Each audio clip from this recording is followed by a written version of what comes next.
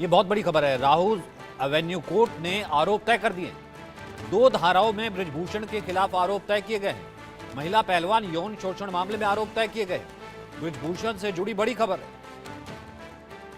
MP MLA court ने आरोप तय कर दिए। 2 धाराओं में बृजभूषण के खिलाफ आरोप तय कर दिए। महिला पहलवान यौन शोषण मामले में आरोप तय कर दिए गए हैं।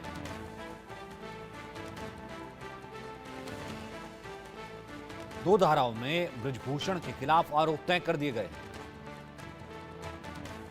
आशीष सिन्हा हमारे साथ जुड़ गए। आशीष, सुबह ही हम इसको डिस्कस कर रहे थे मीटिंग में कि कितना बड़ा ये हो सकता है उस कॉन्स्टिट्यूएंसी के लिए जहां पर उनके बेटे को उतारा गया है, कि यहां पर आरोप जब तय होते हैं किन धाराओं में आरोप तय किया जाता है, क्योंकि बेहद सेंसिटिव ये मामला था।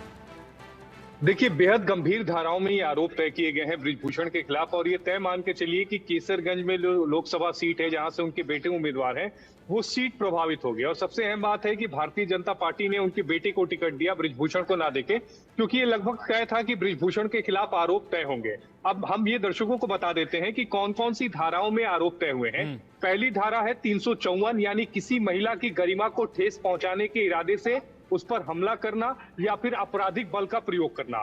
354A यानी किसी महिला का यौन उत्पीड़न करना। और धारा 506 यानी आपराधिक धमकी देने के तहत ये जो आरोप है वो बृजभूषण के खिलाफ तय किए गए हैं। तो अब इससे जो बृजभूषण की मुश्किलें हैं वो बढ़ गई हैं, क्योंकि बृजभूषण ने डिस्चार्ज होने की अर्जी लगाई थी कि इस मामले में उन्हें डिस्चार्ज किया जाए, यानी आरोप मुक्त किया जाए। अदालत ने पहले उस अर्जी को खारिज कर दिया, अब आरोप तय कर दिए। 21 मई से इस मामले की सुनवाई होगी, यानी 21 मई से बृजभूषण पर अब इन धाराओं के तहत जो मुकदमा है वो चलेगा। अदालत को जब सबूत सामने रखे जाते हैं, गवाहों के बयान सामने रखे जाते हैं और अदालत को लगता है कि प्रथम दृष्टया मुकदमा जो है इन धाराओं के तहत केस चलाने के लिए है, तो अब अदालत आरोप तय करती है और इन 3 धाराओं के तहत बृजभूषण के खिलाफ आरोप तय हो गए हैं। फेडरेशन का पद ना छोड़ना, बिल्कुल अब अपने आप को अपराध मुक्त रहना। अब हमने देखा है कि महिला पहलवानों का सड़कों पर आ जाना, किस तरीके से त्राहिमाम हो जाना, विपक्ष का एकजुट हो जाना, फिर जाके कोर्ट में इस पूरे मामले का चलना, और अब यौन अपराधी के लिहाज से जो है धारा जो है वो तय होना, ये अब हम पार्टी के लिहाज से, उनकी राजनीति के लिहाज से अब कितना महंगा देखें, कितना इसे देखें कॉस्टली?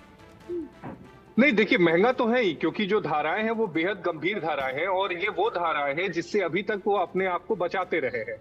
महिलाओं से यौन उत्पीड़न का ये मामला है। आपको क्या लग रहा है कि ऑपोजिशन पार्टी जो है वो इस मामले को नहीं उठाएगी? बिल्कुल उठाएगी, और पूरे यूपी में नहीं बल्कि पूरे देश में इस मुद्दे को उठाया जाएगा और ये प्रोजेक्ट करने की कोशिश की जाएगी कि अभी तक सत्तारूढ़ जो दल है वो इन्हें बचा रहा था और कोर्ट ने प्रथम दृष्टया ये माना कि इनके खिलाफ इन धाराओं के तहत मुकदमा बनता है।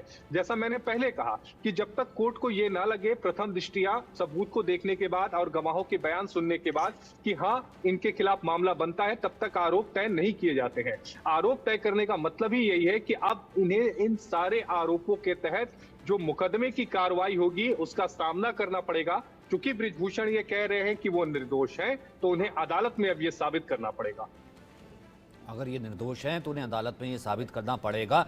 और ये नैरेटिव बिल्कुल आपने बिल्कुल ठीक कहा आशीष, की यहाँ पर एक और बड़ा, एक तरफ केजरीवाल का बाहर आना जिसका जिक्र हम अभी कर रहे थे, दूसरी तरफ यहाँ पर भी ये चुनाव कहीं ना कहीं आगे अब और, जिसे हम ये कहते हैं कि शायद और गर्मी लेकर के आएगा, प्रभावित होगा, जिसको लेकर के ये एक बड़ा मुद्दा था कि देखिए आपके पास आप कैसे बचाव कर सकते हैं। आपके पास एक बृजभूषण है जो कि यौन मामले में जो है महिलाओं के साथ ऐसे प्रताड़ित करता है और आप उसे बचाते हैं, कुछ भी नहीं बोलते हैं, लेकिन लास्ट मोमेंट तक आप उसे शील्ड देते रहे। और अब इन धाराओं में आरोप तय होना, ये जाहिर सी बात है, ये एक बड़ा मुद्दा तो है। देखिए, अभी तक जो बातें राजनीतिक पार्टियां कह रही थी या फिर अभी तक जो बातें वो महिला पहलवान कह रही थी जिन्होंने बृजभूषण के ऊपर आरोप लगाए थे, अब वही बात जो है अदालत ने प्रथम दृष्टया मानी है कि ये मुकदमा चलाने योग्य जो है ये मामला बनता है। और इन धाराओं के तहत, जिन 3 धाराओं का मैंने जिक्र किया, इन धाराओं के तहत मुकदमा चलाया जा सकता है। तो अब इसका आप ये तय मान के चलिए कि चूंकि अभी केसरगंज में चुनाव भी होने वाले हैं, आई थिंक 13 मई को वहां पर चुनाव है, तो इस मुद्दे को उठाया जाएगा और वहां पर एक लंबी, जो मुझे लगता है कि आने वाले समय में अपनी सीट बचाना इनके लिए मुश्किल होगी। हालांकि बाहुबली नेता है, अच्छा प्रभाव है, मैंने उस इलाके को को कवर किया है।